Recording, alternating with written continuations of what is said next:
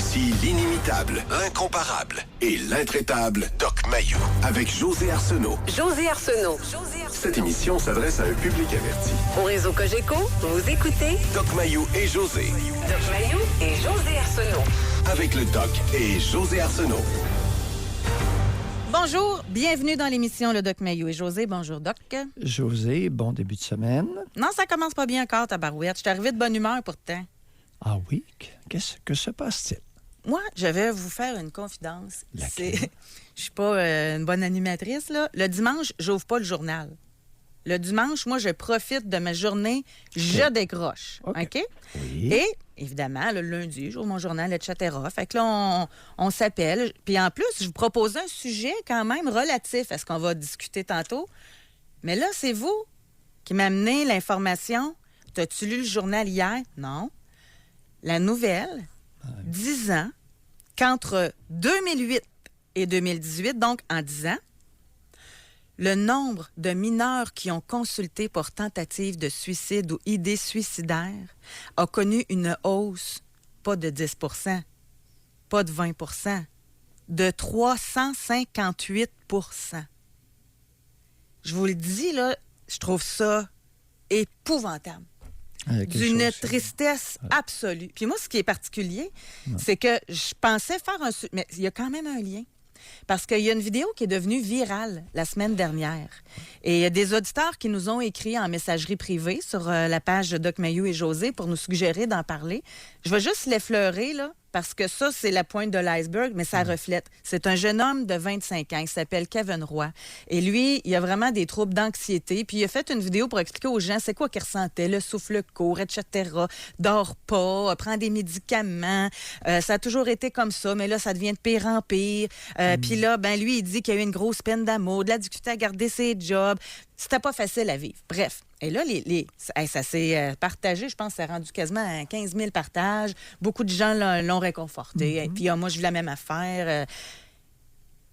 Et là, vous, de dire, José, c'est épidémique. Et là, on en a la preuve. Ouais. C'est épidémique pour un homme de 25 ans, mais ça a dû commencer avant 18 ans, là. Là, ce qu'on voit là, c'est, imaginez, c'est des jeunes de 18 ans et moins qui se présentent, exemple, à l'urgence de l'hôpital de Montréal parce qu'ils ont fait une tentative de suicide ou ils ont des pensées suicidaires. Puis c'est les parents qui les amènent là, possiblement en panique. Ouais. Alors que l'urgence, le pédiatre urgentologue nous révèle, si ces chiffres, ces statistiques sont bonnes, nous apprend que l'urgence n'a pas connu une augmentation de son achalandage. Oui, c'est pas parce que le monde va plus à l'hôpital en général. Oui. L'urgence, dans les 10 dernières années, a toujours, à chaque année, le même nombre de clients. Mais il y a une clientèle qui a augmenté de façon spectaculaire et extrêmement inquiétante. Les jeunes de 10 à 18 ans, les mineurs, qui ont fait des tentatives de suicide ou eu des idées suicidaires. Il eût été important de connaître le ratio garçon-fille. J'aime toujours distinguer entre les garçons et les filles parce que ça peut nous amener sur des pistes de réflexion. Un. Deuxièmement, comment expliquer une augmentation au Montreal Children's Hospital, à l'hôpital de Montréal pour enfants, une explosion en 10 ans de 358 %. C'est du jamais vu dans l'histoire des hôpitaux du Québec. Écoute, c'est unique, là. Puis le nombre, tu sais, c'est une chose de se présenter, mais le nombre de jeunes patients hospitalisés pour ces problèmes-là a presque triplé aussi. Fait que c'est pas juste, là, se faire des peurs, là. Ça veut dire que le médecin, OK, voit le sérieux de la problématique, on hospitalise. Oui. Qu'est-ce qui se passe? Qu'est-ce qui se passe dans notre nation? Qu'est-ce qui se passe avec nos jeunes enfants? Là, c'est pas les adultes, là, les jeunes enfants. Et il y a différentes explications qui ont été tentées. certaines bordant le ridicule. Mais là, il y a quelqu'un qui avance, c'est à cause des réseaux sociaux. Tout le monde avance ça. Pas compliqué, là. Tout le monde avance ça. On est dans l'insignifiance consommée, là. Et les réseaux sociaux font bondir le taux de détresse psychologique de toi, allant, le taux de désespoir de 358 non, ça n'a aucun sens. Qu'est-ce qui se passe? Mais je peux-tu le demander? Parce que aujourd'hui, moi, je vais vous dire mes souhaits. J'ai tout le temps mes souhaits, là, quand je... Allons-y. Moi, j'aimerais ça qu'il y ait des parents qui ont des enfants très anxieux, qui ont eu peut-être des tentatives, des pensées. S'ils veulent nous appeler, là, c'est le matin pour le faire. On va vous écouter. Moi, ça m'intéresse d'entendre ces parents-là. Puis les parents d'enfants concernés, là. Exact. Exactement. J'aimerais ça, moi. Entre 0 et 18 ans. Exactement. Et 17. Exactement. Parce que là, c'est une chose d'y aller avec les hypothèses, là, mais je pense que ça va être encore mieux de parler avec des gens qui sont en train de le vivre, là. T'sais, on en a eu, là, tantôt, là, je vais en lire une là, qui a écrit sur Facebook là, que son enfant a eu des pensées suicidaires. Mais ça serait vraiment très... je peux même le lire tout de suite. Là. Oui. Elle, Christelle, a dit « L'intimidation est très présente dans nos écoles. Ma fille de 10 ans a fait une tentative de suicide en décembre. Elle n'avait que 9 ans. Ils l'ont gardée 3 jours en isolement à l'hôpital. Section pédiatrie après évaluation. Ils nous ont donné le congé. Ils n'ont même pas donné de direction, ni où je devrais aller chercher de l'aide. Aucun suivi. Je trouve ça déplorable. » Mais là, vous, ça serait intéressant, quel genre d'intimidation, comment ça se passait, etc. Ce serait le fun d'aller plus... Bien, pas le fun, là, mais ça serait intéressant d'aller plus loin par rapport à ça. Oui. Mais Oui, vas-y. Mais ce que je veux dire, c'est que par texto, oui. Tous ceux qui pensent que c'est à cause des réseaux sociaux, et c'est la majorité, là, en quelques mots, là, pas un roman, là, je ne pourrais pas vous lire si vous écrivez des romans, là. En quelques mots, moi, j'aimerais ça concrètement. C'est quoi votre équation? Réseaux sociaux égale tentative de suicide. C'est quoi le lien concret? Pas de ce que vous pensez, là, de ce que vous avez vu, de ce que vous avez constaté là. Ouais. Pas à cause qu'un tel a raconté que date de 10 ans. Là. Moi, je veux du concret. Quelque chose qui est arrivé. Une preuve de ce que vous avancez. Parce que c'est tout le temps les réseaux sociaux, mais il n'y a jamais rien de concret. C'est quoi l'affaire du réseau social? Oui. Bon. Ce matin, qu'est-ce que tu dirais si on en profitait pour déboulonner un mythe qui a été galvaudé principalement par Gilles Proulx et plusieurs autres? C'est-à-dire, on a essayé de nous vendre la salade infecte qu'au Québec, c'était le règne de l'enfant roi. Vous savez, 2008 à 2018, il faudrait informer Gilles et sa cohorte qu'il y a eu un bond catastrophique de jeunes, d'enfants et d'adolescents désespérés. Alors, son règne de l'enfant roi, il peut aller se torcher avec. On n'en parlera plus, là? Non, c'est mais clair? En tout cas, s'il était roi, il n'y aurait pas autant de tentatives puis autant de consultations pour des pensées suicidaires, on s'entend? Bon, on s'entend. Alors là, ça vient d'où, cette histoire-là? Par contre, au niveau de l'anxiété, 2 choses. Il y a des êtres humains qui ont un tempérament anxieux. Il y a des êtres humains qui n'ont pas de tempérament anxieux et qui sont devenus extrêmement anxieux. Pourquoi? Comment on fabrique un petit être humain pour qu'il devienne à ce point déséquilibré qu'il soit dysfonctionnel au quotidien? La peine d'amour, c'est souvent évoqué.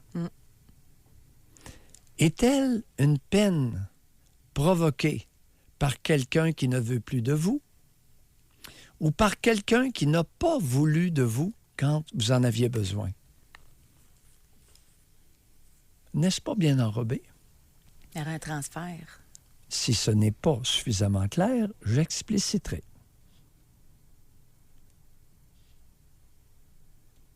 Parce que des gens qui réagissent très fortement à une peine d'amour. Très, très. Est-ce la perte objectale contemporaine? C'est-à-dire, est-ce que c'est la personne qui vous floche? Ou quelqu'un d'autre qui aurait dû s'occuper de vous et qui ne l'a pas fait?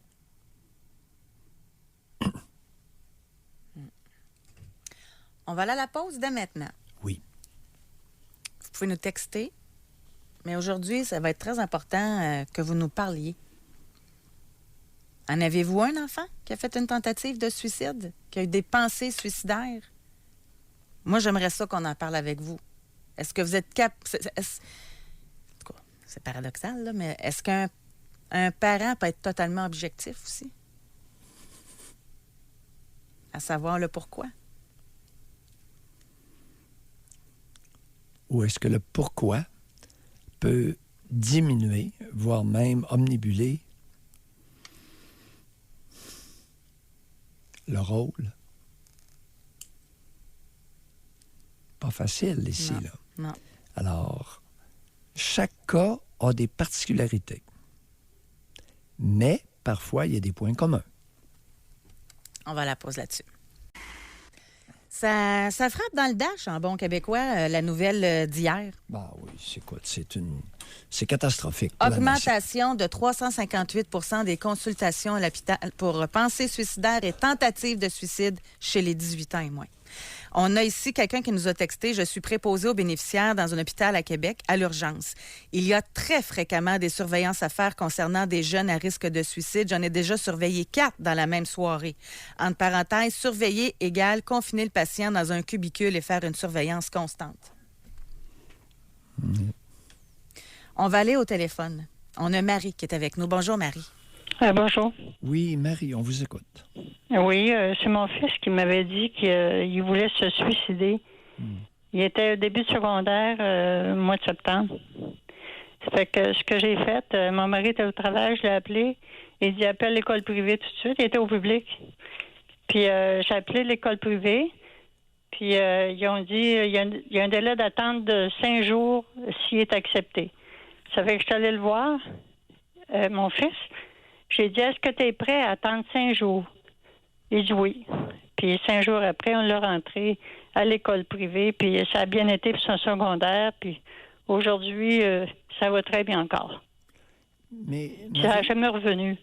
comment se fait-il que d'après vous, que votre conjoint, je sais qu'on ne parle pas à la bonne personne, hein, Oui. mais la réponse du père a été appelle l'école privée au plus vite? Oui.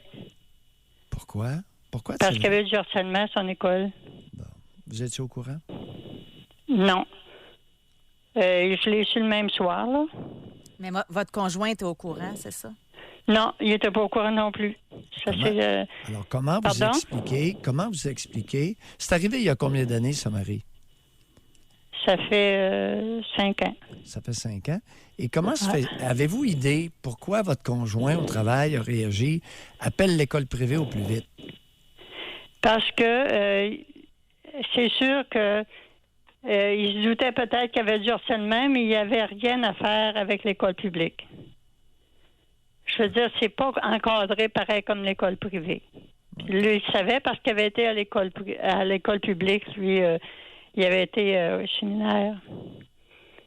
Tout ce secondaire. Non, le séminaire, c'est une école privée. Oui. Lui, il avait été à l'école privée. Ah, OK. Quel genre d'harcèlement votre fils y avait? Ben moi, j'arrivais, puis il y avait son thermos, puis j'avais acheté en métal, là. Puis il y avait une bosse après. J'ai dit, il semble que je l'ai acheté assez solide pour toi.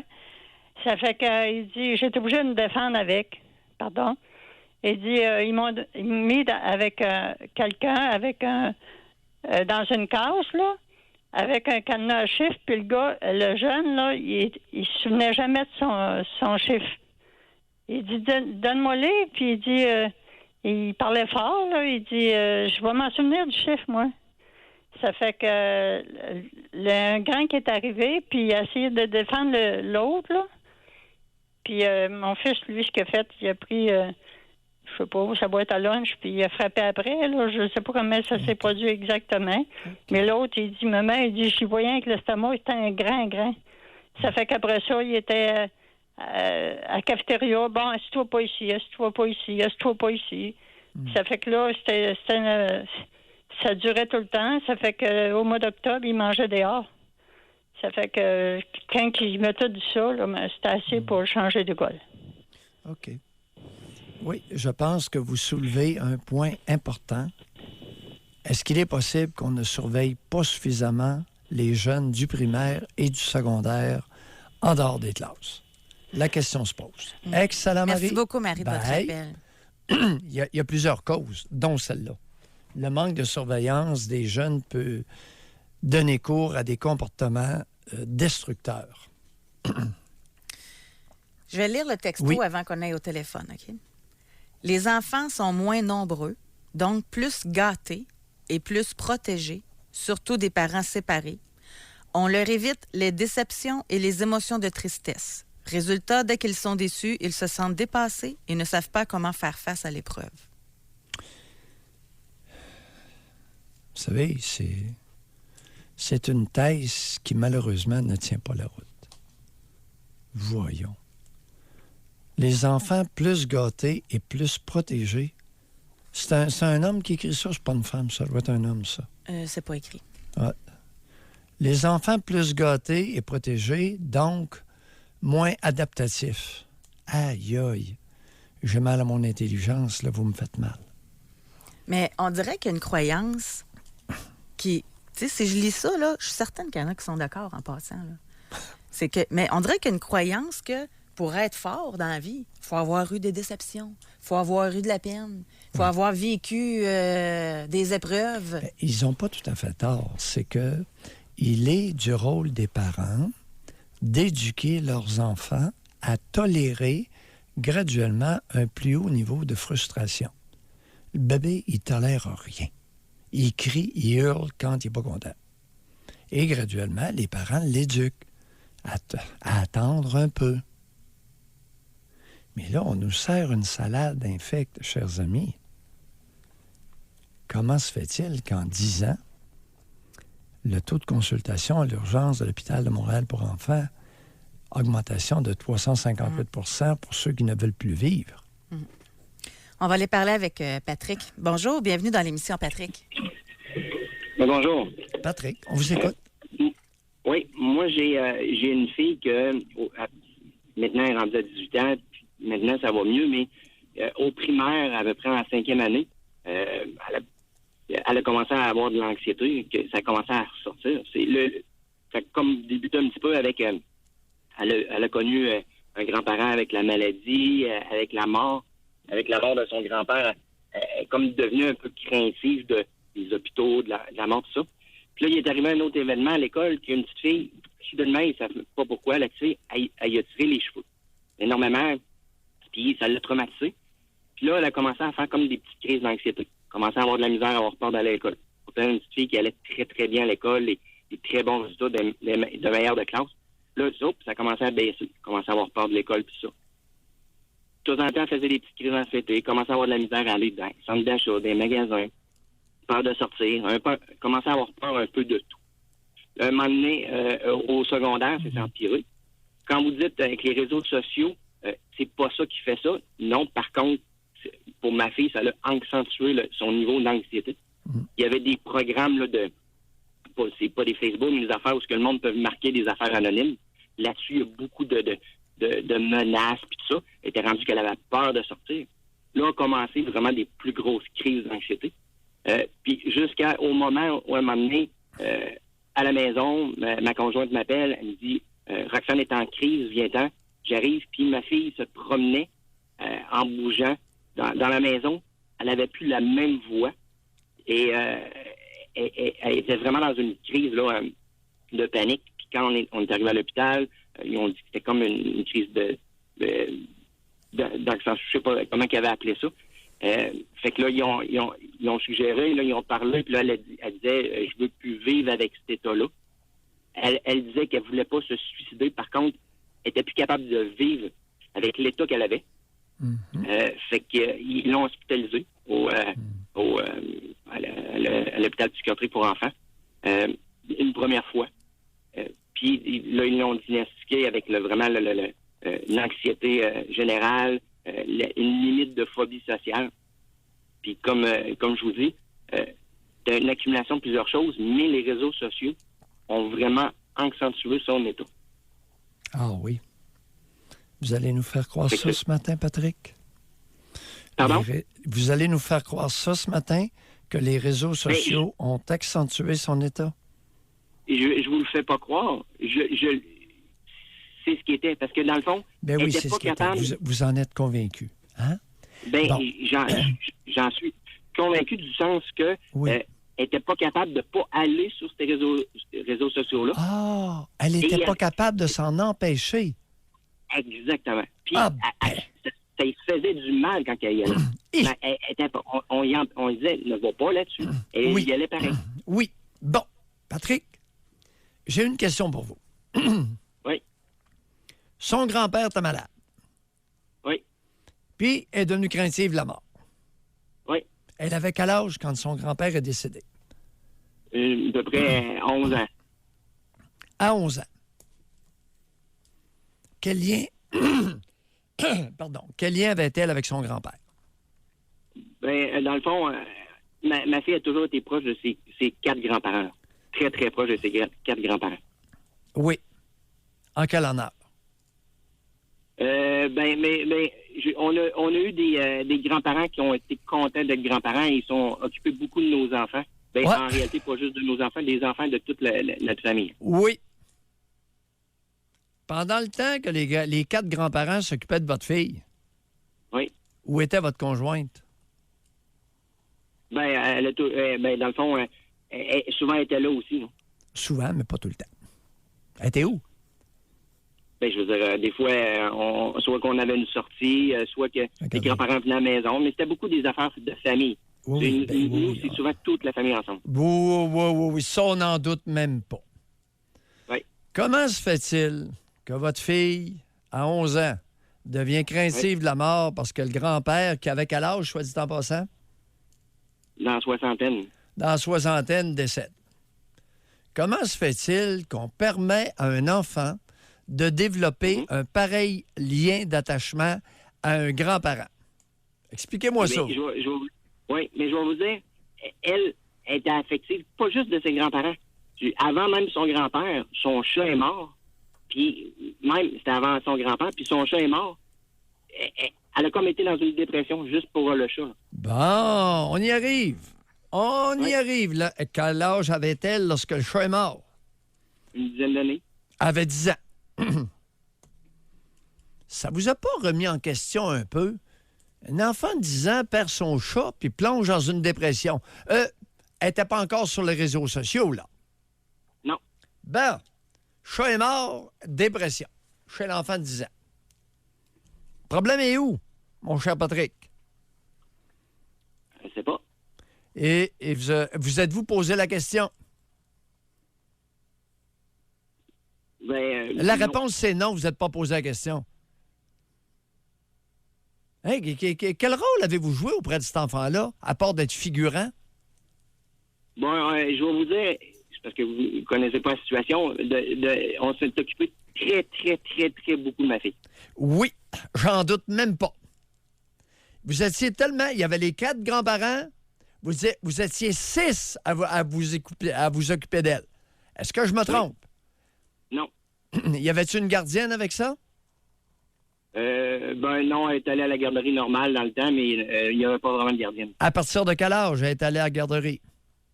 Elle est allée elle a commencé à 6 mois. Bon! Jusqu'à temps qu'elle aille au primaire. Alors, combien, à l'âge de 6 mois, a été dompé dans une garderie? D'État ou familiale? D'État. Bye, Patrick. C'est assez pour aujourd'hui. OK? Bonne réflexion. Si vous n'avez pas compris, au moins, vous allez savoir qu'il y a quelqu'un qui s'interroge sur votre comportement. Bye. 6 mois, dompé dans une garderie d'État. 4 grands-parents, supposément, qui se l'arrachent. 2 parents supposément qui se l'arrachent, ça commence à faire du monde à la messe. Qui c'est qui s'est occupé de cet enfant-là? Qui s'est occupé de cet enfant-là? Trop, c'est comme pas du tout. C'est ça que Ben vous là, voulez dire, là. Il n'y en a pas. Ben oui, le nombre dilue. Sais-tu qu'est-ce que c'est? C'est de la soupe à l'eau. Pas de la soupe à l'orge, de la soupe à l'eau. Et ça, les pauvres connaissent ça, de la soupe à l'eau. Savais-tu ça? Prenez une carotte, un oignon, puis une patate, puis... Faisais la semaine avec ça. Faisais la semaine avec quelques petits morceaux de... Ça m'a été raconté. C'est d'une tristesse inouïe. De la soupe à l'eau. De l'eau qui a bouilli avec quelques petits morceaux de légumes dedans. De la soupe à l'eau. Hein? Est-ce qu'il est possible que la fille de Patrick ait passé son enfance à boire psychologiquement de la soupe à l'eau? J'aimerais ça qu'on revienne là-dessus autour de la pause.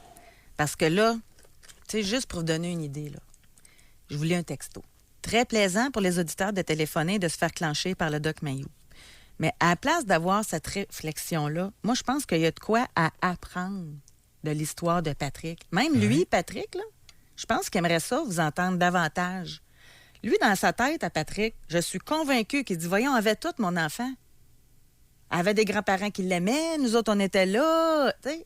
Fait que question juste d'amener la réflexion encore Toutes les plus poussée. gardiennes de la là. garderie, à partir de l'âge de 6 mois, cet enfant-là a été gâté. A été Protégé. protégé. OK? Mais oui! On y revient au retour de la pause. Bon, on va revenir sur l'intervention de Patrick tantôt. OK? Patrick, quand il a commencé son appel, parce qu'aujourd'hui, pour ceux qui viennent de joindre à nous, là, il est 10h03, il y a une nouvelle terrible dans le journal d'hier qui nous apprend qu'il y a une augmentation de 358 de gens qui se déplacent à l'hôpital pour des tentatives de suicide ou pour des pensées suicidaires. Puis quand je dis des gens, là, je parle de jeunes de 18 ans et moins. Patrick, il nous parlait de sa fille, que les réseaux sociaux, ça a accentué ces pensées-là, son anxiété, etc. Au début, Patrick nous disait que la mort du grand-père l'a affecté. Après ça, on apprend que la mort du chat, précédemment, l'a affecté. Et là, Doc Mayou pose la question. Y avait-tu des gardiennes en plus? Elle était super proche de ses 4 grands-parents. Elle était en garderie à partir de l'âge de 6 mois. Les parents étaient également impliqués. Et vous avez dit, c'est comme de la soupe à l'eau, toute cette histoire-là. Expliquez-vous davantage parce que le monde ait la réflexion là, de comprendre pourquoi vous dites ça. Tu as mentionné quelque chose tout à l'heure, José. Tu as dit trop, c'est comme passé. Hein? Il y avait tellement de monde autour de cet enfant-là qu'il n'y a personne qui a établi un lien significatif avec elle. Si ce n'est le chat. Je soupçonne la fille de Patrick d'avoir établi le plus fort lien émotionnel avec un chat. Alors que dompé en CPE à 6 mois, donc plein de femmes qui s'en sont occupées, 4 grands-parents qui se l'arrachaient, 2 parents qui se l'arrachent, mais dans le fond, là, tout le monde se l'arrache, mais il n'y en a pas un qui a osé faire une soupe psychologique nourrissante, nutritive. Créer un lien Quelle est affectif. la femme? Quelle est la femme qui a osé cuisiner une soupe dense et nutritive sur le plan psychologique pour la fille de Patrick? José, je me confesse, je suis un scélérat. Alors, chères auditrices, n'écrivez pas que je suis un scélérat. Je le sais. Je m'en confesse. Je suis un scélérat. Il y en a sûrement en passant qui sont à l'écoute aujourd'hui puis qui sont dans la jeune vingtaine puis qui pourraient nous parler de leur épisode qu'ils ont vécu il n'y a pas si longtemps. On en a des jeunes auditeurs. La fille de Patrick? Ben oui, elle a 18 ans aujourd'hui. Elle a 18 ans. Mais s'il y en a des jeunes à l'écoute qui veulent en parler, essayer de le comprendre, le pourquoi. As-tu remarqué quelque chose? Patrick nous a fait une révélation. Merci, Patrick. Merci beaucoup. Il a dit beaucoup de choses en peu de temps. Puis des choses significatives. Il nous a dit, à l'adolescence, ma fille ne pouvait pas s'empêcher d'aller sur les réseaux sociaux. Sachant, expérimentant, sentant que ça lui faisait du mal. Je vous le présente, chères auditrices, comme une petite soie dentaire à vous passer entre les dents. On a une éducatrice spécialisée sur Oui. l'unité infantile et ado en psychiatrie qui nous a écrit. Oui. Elle dit « Les enfants sont épuisés », en lettres majuscules. Trimballés de tous bords, tous côtés, entre les maisons des parents. Les parents sont absents de corps et d'esprit, aucun cadre à la maison ou trop de discipline négative. Ils sont laissés à eux-mêmes sans direction. On est dans les extrêmes. Les enfants sont perdus, mêlés.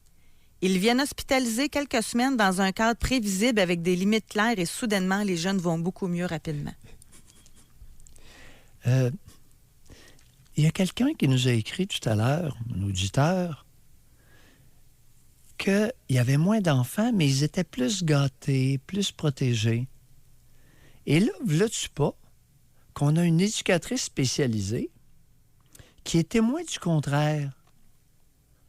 Parents absents De corps et d'esprit. de corps et d'esprit. Elle oubliait le cœur. De corps et d'esprit. Le cœur, je ne sais pas. Et avec une discipline négative. Tiens. Mais de quoi parlait-elle, discipline négative? Où sont tous ceux qui prônent les stentards de l'autorité envers ces morveux qui doivent apprendre à obéir aux ordres et aux consignes? On va aller au téléphone. Ça barde maintenant. On a Jessica qui est avec nous. Bonjour. Oui, bonjour. Jessica, Oui, on vous écoute. oui. Aujourd'hui, ma fille a 40 ans, mais Oui. à l'âge de 20 ans, elle a fait une psychose sans drogue. Oui. Et puis, c'est un enfant qui a été élevé évidemment en couple. Mon mari était alcoolique. Après ça, il y a eu la sclérose en plaques. Oui. Elle n'a jamais été capable de dire « je t'aime » à son père. Jamais. Elle s'est approchée de lui. Oui. Puis lui non plus. Il était absent, mais présent. Il était présent, Oui. mais absent. Mais où est le problème? Vous savez, C'est les que grands... Elle a fait Oui. une psychose. Oui. Puis, quand c'est arrivé, elle admettait pas ça, puis j'ai appelé la police. Après ça, j'ai fait faire une ordonnance Non, mais d'internement. Jessica, c'est que, respectueusement dit, vous n'êtes pas du tout dans le sujet aujourd'hui, là. Pas du tout. Pourquoi? Ben là, on parle de psychose chez votre fille de 20 ans. C'est une maladie psychiatrique grave, sans drogue. Alors, on peut soupçonner un épisode de schizophrénie ou de psychose maniaco-dépressive. Vous n'êtes pas dans le sujet. Qu'est-ce que... Puis le père, ben, peu importe soit alcoolique ou les histoires de déclaration d'amour père-fille, vous savez très bien que je ne suis pas en faveur de ça, chère Jessica. Alors, C'est que oui. vous avez des gens autour de vous, surtout Oui. les pères, qui vont jouer à la victime. Oui. Quand tu abandonnes une mère qui soit Oui. maniaco-dépressive dans des situations, Oui. tu l'abandonnes. Alors, elle va partir avec son enfant pour pas qu'elle ait de la peine. Mais il reste que l'abandon, c'est laisser une personne qui est malade dans Non. un état Oui, mais déprimé, on ça est- a un problème de oui, santé mentale. On n'est pas là aujourd'hui. On n'est pas là du tout. Alors, vous avez probablement manqué le début de l'émission. On va y revenir. Bien soyez- manqué, monsieur, c'est que probablement qu'à quelque part, vous avez peut-être pas écouté aussi ce que j'ai dit. OK, on va se quitter là-dessus, Jessica. Merci Si. beaucoup. Mais d'où nous vient cette agressivité? C'est pas une insulte. Elle nous parle d'une fille, sa fille, qui a 40 ans, il y a 20 ans. Elle dit, à 20 ans, elle a fait une psychose. Là, on parle Mais des c'est pas 18 le ans et sujet. moins Oui. aujourd'hui, de pensées suicidaires, de troubles anxieux, etc. Mais José, d'où nous vient l'agressivité de cette femme-là? Comment se fait-il qu'elle est toute frue, là, puis elle est furax? Vous savez, on fait une émission ensemble. C'est pas un droit que vous avez de pogner le téléphone puis dire « Hey, toi, tu vas m'écouter, là, dans ce que j'ai à dire. » On essaie ensemble de comprendre des phénomènes humains. En tout cas, OK, je suis correct. Oui. Je n'ai pas de problème avec l'agressivité des auditeurs, mais j'essaie de comprendre. La comprendre. Oui. Tu sais, tantôt, là, quand Patrick nous a parlé de sa fille qui, à l'âge de 10 ans, a perdu son chat. Oui. Puis qu'elle avait développé possiblement un lien plus fort avec le chat qu'avec tout autre adulte. Là. Oui. On est ici, femme 40 ans. Oui. Mon père s'est suicidé quand j'avais 6 ans. J'avais un chien depuis ma naissance. Ma mère a dû le faire euthanasier parce qu'on déménageait dans un logement. Je viens de comprendre de où je déteste ma mère depuis l'âge de 6 ans. Merci, chère auditrice. Merci. C'est pour ça qu'on fait l'émission qu'on fait. Et je vais lire Homme de 32 ans de Gatineau. Oui. Il n'est pas content. Oui. Doc, peux-tu nous dire comment la faire, notre soupe, au lieu de dire que c'est de la soupe à l'eau? Car moi, je sais que je suis pas parfait et je veux être un meilleur père. Bon. Alors, la première règle d'un meilleur père, c'est un homme qui supporte la mère dans son rôle maternel. Je répète, un bon père, c'est un homme qui est d'abord très attentif à la mère de l'enfant, sur toutes sortes de points.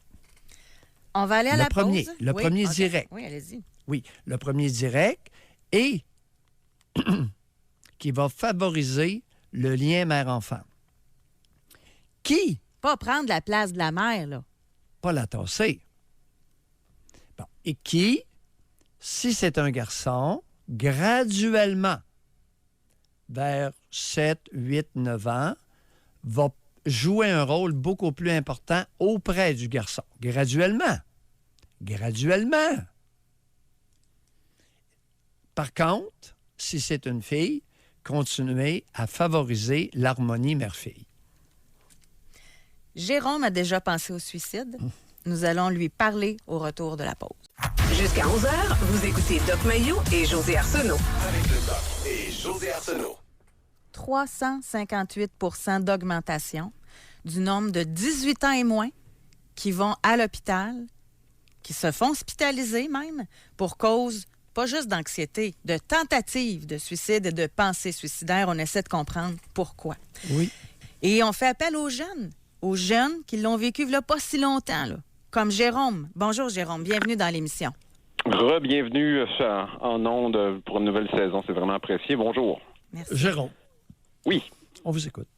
Donc, moi, j'ai eu une phase un peu suicidaire dans la début vingtaine quand j'étais à l'université, puis j'ai décidé de pas passer à l'acte, puis j'ai décidé de cibler plus le problème. C'était quoi? C'était une fatigue mentale due à la charge de travail à l'université. Donc, j'ai décidé de décrocher. Puis ça a causé l'irritation de la famille et des parents qui mettaient absolument de la pression pour que je reste. Puis dans vos 18 ans et moins, aviez-vous de l'anxiété ou c'est apparu comme ça à l'université? Non, c'est vraiment l'université. La marche entre le cégep et l'université était un petit peu trop élevée pour moi, là, parce que il y a des cours qu'on demandait de lire 15 livres plates. Juste pour un cours, là, juste 15 livres à lire, c'est beaucoup.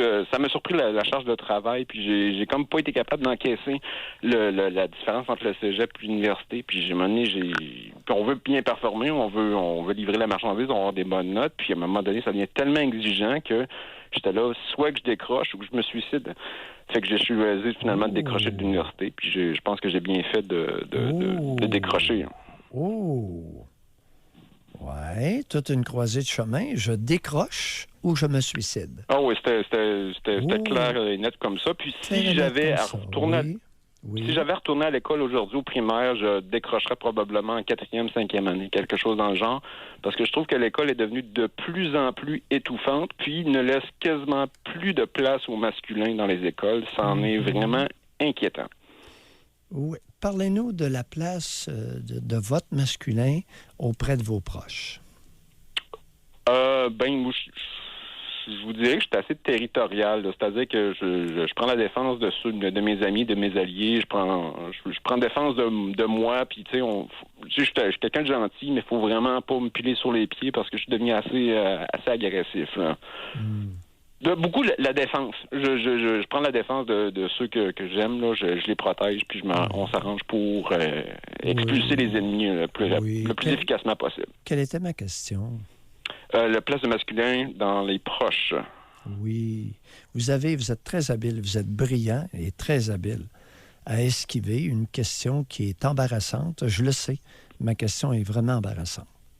Alors, vous allez nous parler de la pression, entre autres, pression sur votre masculin, contre votre masculin et pression à l'université. Pression contre le masculin, beaucoup la sexualité, entre autres. J'ai eu des parents qui étaient... Il fallait vraiment pas le faire, il fallait pas faire l'acte, c'était pas correct. Puis tu avais de côté des parents de ma conjointe, c'était la même chose, il fallait vraiment pas le faire. Jérôme. Oui. Jérôme, vous avez l'art de parler, vous êtes très articulé, vous êtes brillant et articulé, mais vous dites pas grand-chose. Alors, les parents, ça n'existe pas. Il y a 4 personnes auxquelles vous avez fait allusion. Alors, on appelle ça agglomérer. OK. Je vais être plus précis. À l'école, c'est qu'on me laisse pas aucune liberté de lire les livres que je veux, d'enquêter, Non, en matière de sexualité. Oui. Et vous avez tenu des propos très nébuleux.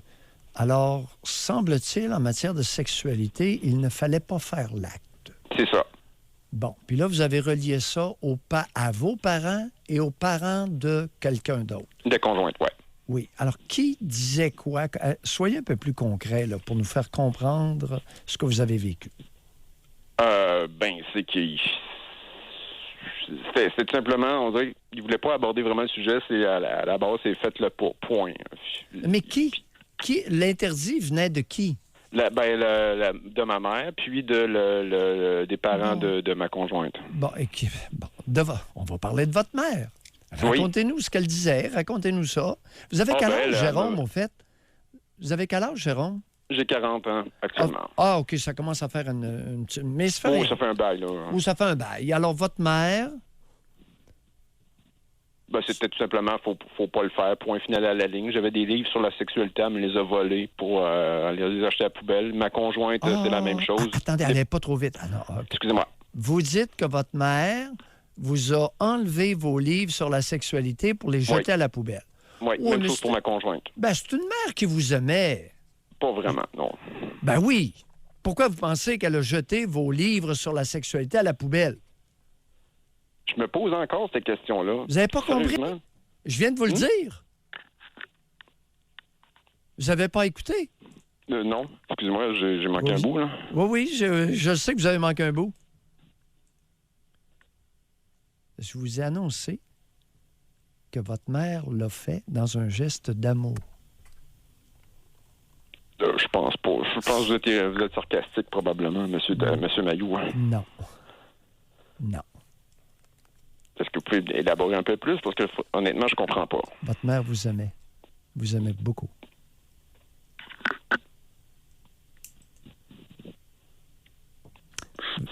Non, je suis pas d'accord avec ça. Je pense pas que c'est la raison. Vous étiez son chéri et elle a fait beaucoup pour vous garder à elle.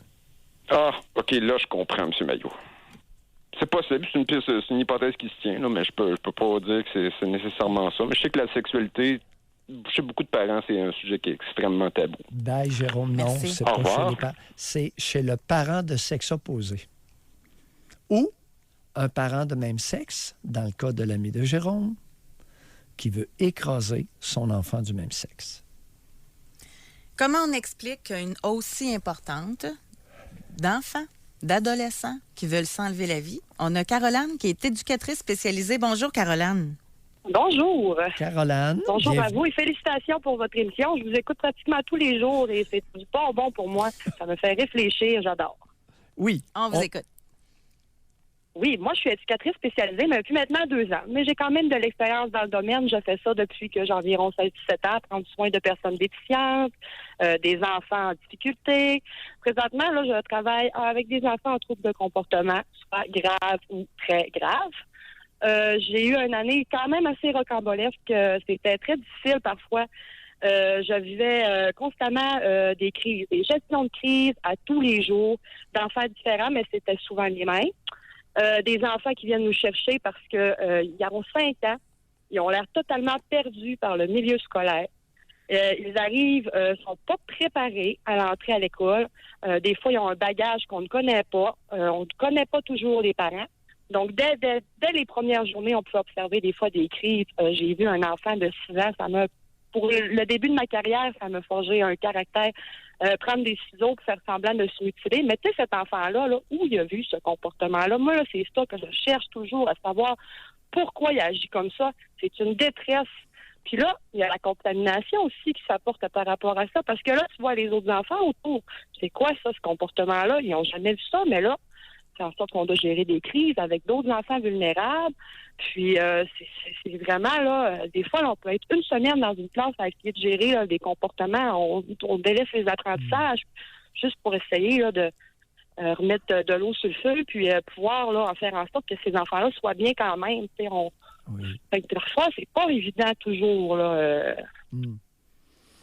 pour ces enfants-là, surtout, là, moi, je me mets à leur place. Là, je me dis, Caroline, pourquoi? Qu'est-ce qu'ils vivent dans leur tête, dans leur cœur, dans leur corps à la maison pour en venir à 6 ans, 7 ans, dire je veux me tuer, je vais aller me tirer en bas d'un pont. Tu sais, c'est pas normal. Là. Et comment avez-vous trouvé à date la collaboration des parents de ces enfants-là? Pardon, je vous entends. Comment avez-vous trouvé à date la collaboration des parents de ces enfants? Oh, c'est pas toujours facile. Je juge pas les parents, j'aime pas ça.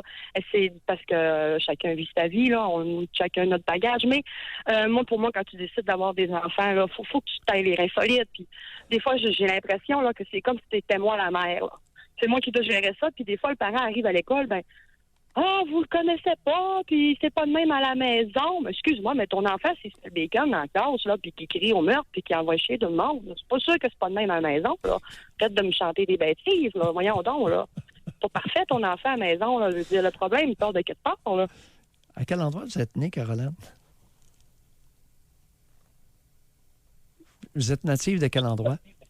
Moi, je suis native du Lac-Saint-Jean. C'est peut-être pour ça le petit accent que vous entendez. De quel endroit? De Dolbeau, monsieur. De Dolbeau? Oui. Oui. Et là, vous travaillez dans quelle région actuellement? Je travaille au Lac-Saint-Jean encore. Oui, c'est pareil. Je suis pas dans les grandes villes. Je travaille pas vraiment avec des jeunes, là, peut-être. Là, c'est vraiment là, c'est bon. Alors, Lac-Saint-Jean. Oui, les problèmes sont les mêmes. Alors que ce soit, parce qu'il ne faudrait pas attribuer les problèmes aux grandes villes, aux grands centres. Aux grandes villes, aux ethnies ou n'importe quoi. Là. Non. Ça n'a pas rapport. Mais aussi jeune que 5, 6, 7, 8 ans, ça doit vous fendre le cœur des fois. Là. Ça fend le cœur. Puis moi, j'ai de l'amour à donner. J'ai pas d'enfant encore, mais je pense que je suis venue avec une arme pour en avoir. Là, mais je suis pas prête. J'attends vraiment d'être prête à avoir les reins solides pour en avoir. Et moi, ces enfants-là, là, ça me brise le cœur. Je pars à la maison, là, ils me décrochent, madame. Mais oui, mais comment tu veux que je décroche? L'enfant, des fois, ils sont mal habillés. Ils ont les cheveux couettés. Ils se lèvent le matin, ils n'ont pas mangé. Moi, j'amène de la nourriture à la maison, puis un sac de pommes pour leur faire déjeuner parce qu'ils pleurent. Il faut que tu les consoles. Des fois, là, les enfants, là, pas toujours une déficience acquise, mais des fois, ils ont 5, 6 ans, puis on dirait qu'ils en ont 2, 3 ans. Ils sont encore au stade où ils ont besoin que papa, maman les console, les colle. Puis après ça, tu dis, viens t'asseoir sur une chaise, assis-toi, contrôle-toi. Mais leur cerveau, là, il est même pas capable de faire l'arrêt, de se dire, OK, là, je suis là, en un moment présent, je vais écouter l'adulte. Ils n'ont pas appris ça. Ils sont pas prêts. Puis ça me fait le cœur, parce que la société, on voit le problème, mais on dirait qu'on fait un peu la sourde oreille dans le sens, c'est pas grave, ces enfants-là, de toute façon, Caroline, on va être positif. On va inviter les bonnes mères à se reproduire davantage et les pas bonnes à prendre beaucoup d'anticonceptionnels. Qu'en dites-vous? Et de stérilet. Non, ça serait, pour le meilleur des deux mondes, je crois que ça prendrait quasiment une loi pour ça. Non, pas une loi, une incitation, une invitation. Merci beaucoup, Caroline. Votre appel. Merci à vous. Au revoir. Avant d'aller à la pause, je veux lire Homme 18 ans. Oui. À l'âge de 15 ans, j'ai eu des pensées suicidaires. J'ai l'impression de m'avoir élevée seule. Mon père m'ignore carrément et à chaque fois que je parle, il me dit que je vais toujours avoir le dernier mot. Je crois qu'il n'apprécie pas que je sois plus intelligent que lui. Et ma mère me dit que ce n'est pas de ses affaires. La situation dure depuis que j'ai 8 ans et même en famille, mon père peut même, lors de repas, en famille, m'humilier quand je dis mon opinion. Je reste chez eux car vu que je suis aux études, je paye rien. Fréquent. Ce n'est pas rare. Situation que j'ai entendue à maintes reprises. Alors, le parent de même sexe, dans bien des cas, se fait un devoir d'humilier, de rabaisser son enfant du même genre. Je ne l'ai pas Surtout inventé. quand il est plus intelligent que lui. Et oui, plus intelligent, plus beau. Et la mère déclare: ce n'est pas de mes affaires, mon chéri.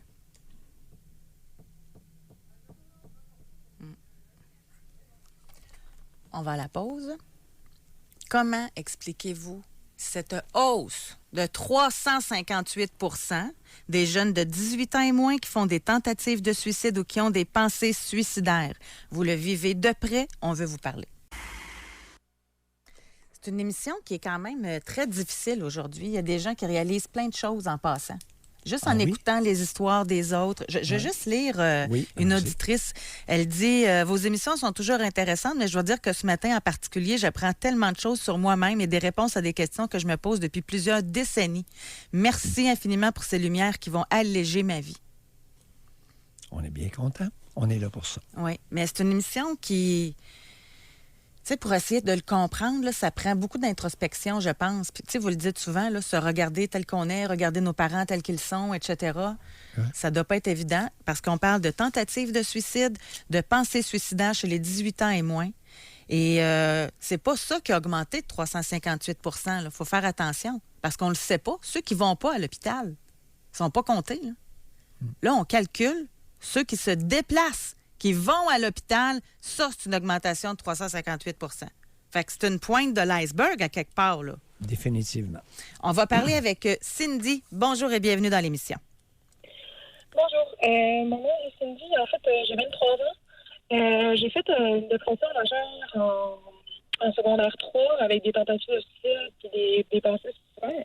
J'ai fait beaucoup de suivi avec une travailleuse en santé mentale, puis tout ça, pour trouver le pourquoi du comment à cet âge-là, pourquoi je me sentais pas bien à ce point-là. J'ai jamais vraiment su pourquoi. C'est pour ça que je voulais vous parler. Je pensais que je me sentais interpellée par votre question aujourd'hui.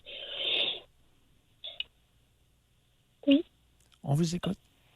Allez-y, continuez. C'est quoi votre hypothèse à vous? Je sais pas, je pense que le stress de l'école, même quand on est au secondaire, il y a vraiment le stress de performance. À mon âge, quand j'étais en secondaire 3, les réseaux sociaux n'avaient pas tant d'importance. C'est pour ça que quand les gens disent « Ah, c'est les réseaux sociaux », automatiquement, je dirais pas vraiment ça. Je dirais qu'aujourd'hui, c'est vrai que les réseaux sociaux m'influencent et me font pas sentir bien à propos de moi-même parce qu'on voit tout le temps les gens sur Instagram, Facebook, ils vont bien, ils font de l'argent, ils font des voyages. Je pense pas que c'est bon pour la confiance en soi, mais je pense pas que c'est ça qui déclenche nécessairement des envies suicidaires ou quoi que ce soit. Exact. Alors, j'ai vraiment jamais su. Oui, c'est ça. J'ai vraiment jamais su. Écoutez, mes parents sont ensemble. Ça a tout le temps bien été à l'école. Avant que je fasse ma dépression, j'avais tellement d'amis. Je faisais des parties. Tout le monde me connaissait. J'étais la fille la plus populaire de l'école. Puis du jour au lendemain, j'étais plus capable de me lever de mon lit.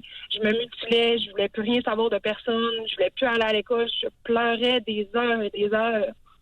Ça a vraiment été une période floue de ma vie. Puis je sais vraiment vous aviez pas quel âge, oui? Vous aviez quel âge en secondaire 3? Secondaire 3, c'est quoi? C'est 14, 15. Bon. Alors, qu'est-ce qui s'est passé dans votre vie à 14-15 ans? Absolument rien, c'est ça mon point. C'est pour ça que je vous appelle, parce que ce serait je ne sais encore pas aujourd'hui. Ce serait surprenant, parce que c'est arrivé comme un coup de foudre. Exact. Comme la foudre qui est tombée sur vous. Exact. C'est assez rare que la foudre tombe à ce point, sans qu'il y ait de raison. Qu'est-ce qui se passait? Racontez-nous, à 14 ans, comment allait votre vie? Racontez. Comme je vous dis, tellement bien. Je faisais plein de sports, je faisais du chant, je faisais de la comédie musicale, je faisais tout ce qui pouvait. c'était peut-être ça aussi. J'étais peut-être trop partout. J'avais peut-être, comme vous l'avez dit tantôt, on connaît plein de gens, mais il n'y a vraiment personne proche de nous. C'est vraiment difficile. J'ai vu mon médecin récemment, qui est vraiment un médecin assez spécial, qui m'a dit que quand on faisait des dépressions avant 18 ans, ça voulait dire qu'on était automatiquement bipolaire. Est-ce que c'est vrai? C'est pas vrai. OK. Parce que mon médecin, il est flamboyant, il est spécial, puis il en invente un petit peu, mais lui, dès qu'il a vu comment que je filais, il m'a donné du Wellbutrin. Puis après ça, c'est ça, ça a commencé à filer, j'imagine. Trop partout, personne proche. Qu'est-ce que vous voulez dire par là? Tu sais, pour l'exemple de tantôt avec la personne avec ses 4 grands-parents, puis... Non, oui, allez-y, oui, continuez. Je sais pas, je me suis peut-être sentie interpellée parce que peut-être que je connaissais trop tout le monde, mais qu'il y avait personne proche de moi, si on veut. Il y avait personne proche de vous? Mais j'avais plein d'amis. Mais peut-être. Ouais. Vous pensez? Je sais pas. J'essaie de creuser avec vous parce que, comme je dis, j'ai fait un long processus d'évaluation avec les travailleurs en santé mentale pour justement trouver le pourquoi du comment. Qu'est-ce qui est arrivé de votre relation avec votre mère à 14 ans? Pas d'élément déclencheur, rien. J'ai toujours filé avec mes parents que c'était pas mes parents. Bon, attendez un peu. Oh, on touche quelque chose. Oui. Là, vous allez simplement répéter ce que vous venez de dire parce qu'il y en a plusieurs qui n'ont pas bien entendu, là. Oui, en fait... J'ai toujours... Oui, OK. J'ai toujours filé... Oui, que mes parents, c'était pas mes parents. Que j'avais vraiment... Il n'y avait rien qui me rattachait à eux. Dans le sens où, tu sais, on dit la pomme tombe pas loin de l'arbre. Mais moi, il n'y a jamais personne qui m'a dit ça. Dans le sens où mes parents, pas sportifs, pas... Tu sais, vous comprenez ce que je veux dire? Comme si c'était pas mes parents. Et comment on vit ça à 14 ans lorsqu'on réalise qu'on a l'impression que nos parents sont pas nos parents? C'est difficile parce qu'on voit les gens tout autour de nous qui ont des bonnes relations avec leurs parents, qui disent « Ah, moi, mes parents, je les aime. » Mais moi, je me souviens, à cette époque-là, je leur disais littéralement « Je t'haïs. T'es pas ma mère. » Fait que, tu sais, oui, j'avoue que ça peut partir de là. Mais maintenant, à 23 ans, mes parents, tu sais, je les aime, puis tu sais, je les comprends. Mais je pense que ça, c'est avec l'âge, on comprend bien des affaires. On comprend que c'est pas si facile que ça, être un parent. J'imagine. Cindy, parlez-nous de ce qui s'est passé à 14 ans entre votre mère et vous pour que vous lui disiez « Je t'haïs ». Ma mère avait comme un problème d'alcool puis d'agressivité que j'ai pris aussi avec le temps. Problème d'alcool et d'agressivité. Ouais. Non. Oh, non. Ouais. À 14 ans, une mère qui boit, ça a l'air de quoi, chère Cindy? C'était surtout, tu sais, je pense que boire et avoir du fun à Noël puis tout ça, je pense pas que c'est ça qui aurait pu déclencher quelque chose, mais elle était vraiment agressive. Elle a déjà, brisé des fenêtres avec un poing puis des affaires comme ça, puis en tout cas, elle a dire, comme mettre ses chaussures puis dire, je reviendrai plus jamais, comme dans des espèces de moments d'agressivité puis tout ça. Mais comme je vous dis, c'était pas... Tu sais, moi, je le vois comme un élément déclencheur. Ça m'aurait marqué, non? Pas nécessairement. Ça peut être aussi un amas de plein de choses. Cindy, oui. Moi, vu de l'extérieur, OK? Il me semble voir ma mère briser une fenêtre avec son poing que ça m'aurait marqué, moi. Ou la peur à chaque fois que ma mère sac son camp puis qu'elle ne revienne plus. Vous trouvez pas ça important comme moment? Je trouve ça important, mais c'était pas... J'étais plus jeune à ce moment-là. C'était pas comme... Vous comprenez ce que je veux dire? Comme un genre de pang-pang. Tu sais, comme ça l'arrive, puis là, ça l'arrive. Ça a pas vraiment été comme... Tu sais, mettons, tu lances une roche dans de l'eau, ben là, ça fait une goutte. Ça n'a pas été autant direct que ça. Bon, c'est pour ça que je ne l'ai vraiment jamais associé. Vous avez été suivi par quelqu'un? Une intervenante ou un homme ou une femme? Une femme. Une femme. Est-ce que vous lui avez raconté ce que vous venez de dire, qu'à 14 ans, vous avez déclaré à votre mère que vous l'haïssiez et vous lui disiez carrément en pleine face, c'était pas ma mère, elle avait un problème d'alcool, elle était violente. Est-ce que vous avez raconté ça à l'intervenante? Oui, absolument. Oui, ça a vraiment... et puis, tu sais, parce que dès que tu fais une intervention, c'est comme, tes parents, tu remontes à la source. Comment a réagi l'intervenante à ces confidences-là? J'imagine choquée, mais elle l'a pas démontré. Puis, comme je vous dis, quand on a fini l'intervention, elle m'a pas dit, c'est à cause de ça. Elle a comme dit, tu sais, elle m'a pas... Je sais pas. C'est encore... tu sais, si vous dites que c'est ça, ça doit être ça, mais genre... Non, allez-y, lâchez-vous. Et ça a fini comment, l'intervention avec la... Vous dites? Elle partait en congé maternité, puis j'ai vu une autre personne, puis ça fitait vraiment pas. Tu sais, quand t'as quoi, à 14 ans, si ça fit pas avec la personne, mais tu sais, ça te tente pas d'y aller. Là. Ah, c'est avec la suivante? Oui, c'est ça. Racontez. Vraiment, Oui. Pardon? Elle était juste vraiment pain blanc. C'est une expression que j'utilise. Elle était comme, elle avait aucune personnalité, elle posait pas les bonnes questions. J'avais pas envie de me confier à elle. Ah, celle qui a remplacé. Celle qui a remplacé. Ouais. La remplaçante, le pain blanc. Oui. J'aime ça. J'aime beaucoup votre expression. Mais avouez, ça fit pour bien des personnes. Hein? Alors, ça s'est arrêté là. Et à l'heure actuelle, relation, comment va votre mère? Votre génitrice, c'est-à-dire? Parce que une mère, vous n'avez pas eu. Oui? Oui, ça va bien. Comme je dis, avec l'âge, tu sais, vers 23 ans, tu commences à comprendre des affaires. Non. Comment va-t-elle? Est-ce qu'elle boit encore? Est-ce qu'elle est encore violente? Non, pas violente, mais elle boit une fois de temps en temps. Puis moi, ça m'horripile au plus haut point. Là, dès qu'elle commence à comme déparler, là. C'est comme parler comme si elle était saoule, là, ça vient me chercher. Là, à quelle fréquence qu'elle s'enivre? Je dirais comme une fois par semaine, peut-être. Une fois par semaine. Et elle vous appelle ou elle vient chez vous quand elle est saoule? Non. Mais tu sais, à des parties de famille, mettons... Est-ce qu'elle a déjà... Est-ce que ça lui arrive de conduire en état d'ivresse avancée? Non. Même si on est au Saguenay, elle fait pas ça. C'est ma blague. Alors, je la reçois bien. Oui. Ouais, ça fait que vous êtes tombé sur un pain blanc après l'intervenante qui avait pas trop envie de blâmer votre mère pour être responsable de la mauvaise relation mère-fille. Est-ce qu'on a bien compris? Oui. Pas facile pour les intervenantes de voir les mères telles comme elles sont, n'est-ce pas, cher ami? J'imagine qu'elle essaie de trouver quelque chose de plus... Alors ça, c'est vrai au Saguenay, puis c'est vrai partout au Québec. Oui, c'est ça. On doit se quitter là-dessus, Cindy. Merci. Merci d'avoir rappelé. Mais le réflexe de protéger les parents, la mère est là, pas juste chez les intervenantes, là. Ouais. La mère fut une intouchable au Québec pendant longtemps. Elle était la descendante de la Vierge Marie. Non, mais même pour l'enfant qu'elle vit, pas besoin d'une intervenante, là. Ta mère qui donne un coup de poing dans la fenêtre puis que ça brise puis qui veut tout le temps sacrer son camp. Puis malgré ça, Cindy protège sa mère, là. Ouais. Aïe, aïe. Ouais. Aïe, on a pris du retard un peu. Le pain blanc. Oui, on va la retenir. On va à la pause. On vient tout de suite. Il est déjà 10h49 minutes. On va parler avec Vincent, qui est éducateur spécialisé. Bonjour, Vincent. Oui, bonjour. En fait, je spécifie, je ne suis pas éducateur spécialisé. Je suis éducateur auprès de la petite enfance. Ah, OK. Alors, dans les garderies de Pauline, hein? Garderie d'État?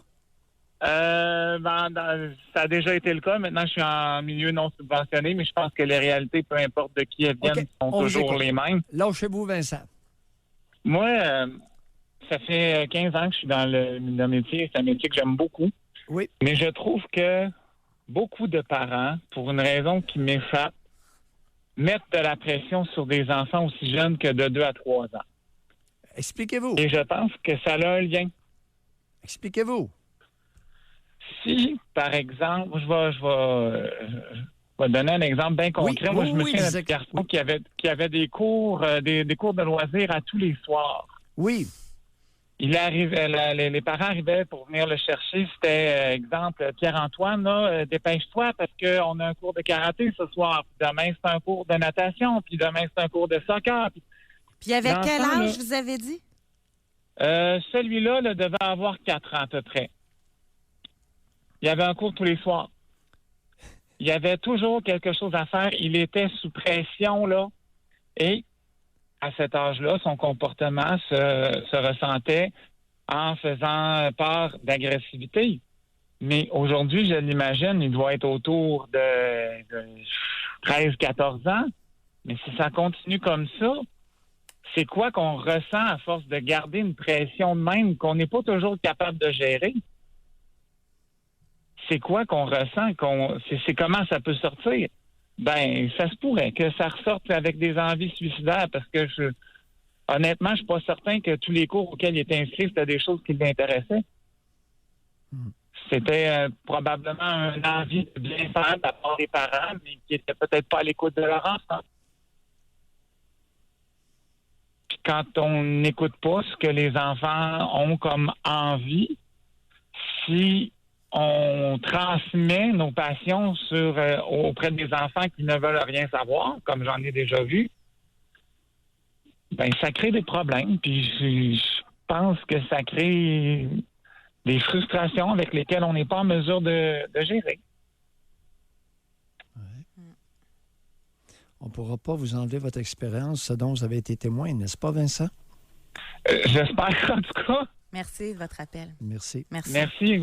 Bravo pour votre émission. Merci. On va terminer rapidement avec une éducatrice au primaire, Sonia. Bonjour.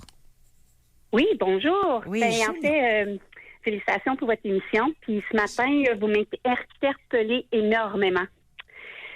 En fait, moi, je suis éducatrice spécialisée depuis 17 ans.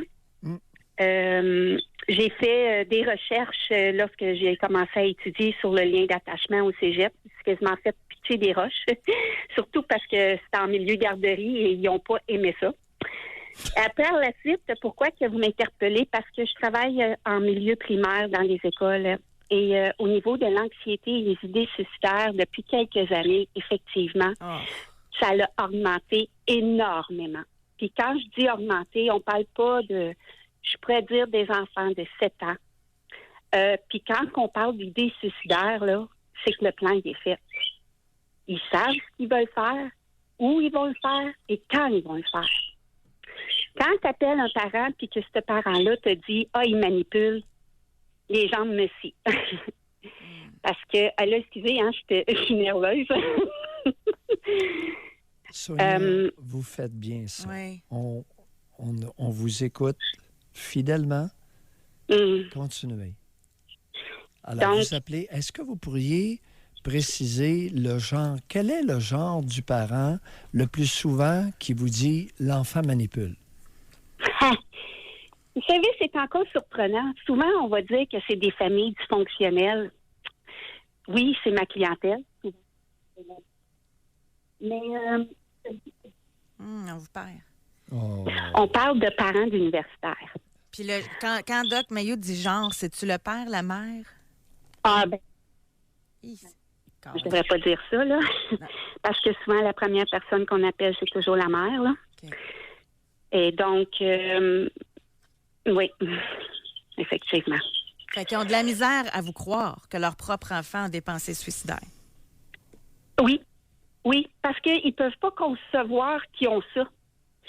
Pour eux, ils sont là, ils sont présents pour leur enfant, mais en fait, ils sont absents. Ils sont absents. On se dit être présent, on est à la maison, tout le monde ensemble. Ben oui, mais tout le monde est sur leur cellulaire, tout le monde est ailleurs, autre que être ensemble.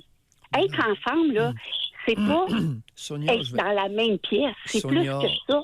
Oui. Sonia, je vais devoir vous interrompre sur un point. OK. C'est pas vrai qu'il y a des mères qui sont sur leur cellulaire ou sur Facebook en présence de leur jeune enfant. Ça n'existe pas au Québec, ça. OK, je viens de comprendre de quoi, là. Le problème des réseaux sociaux, c'est pas à cause des enfants, c'est à cause des parents qui sont là-dessus au lieu de s'occuper de leurs enfants. C'est la mère qui est là-dessus au lieu de s'occuper de ses enfants. C'est ça. Ouais. Effectivement. C'est ironique, là, mais c'est un peu comme ça qu'il faut regarder ça. Ouais. Oui. Puis quand on amène ce point-là, parce que, tu sais, c'est certain que quand je suis devant le parent et que je lui parle, je peux pas lui emmener ça flaque d'un dent, tu sais. Il faut être une vraie languille, il faut contourner, il faut emmener ça là, d'une façon, là, ça prend de l'art, pour emmener le parent à réfléchir.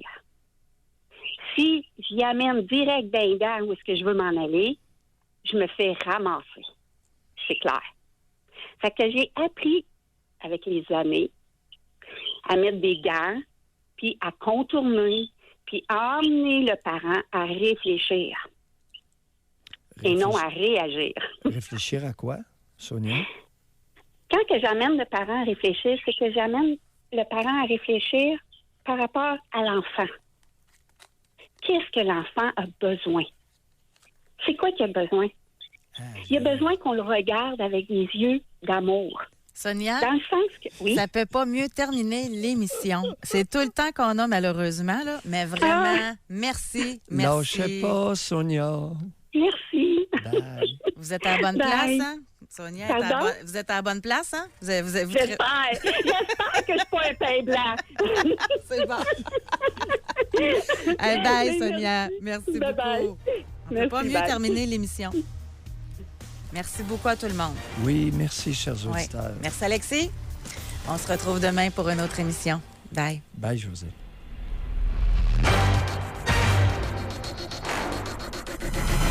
Soyez là demain, 9h30, pour une autre édition du Doc Mayou et José. Avec Doc Mayou et José Arsenault.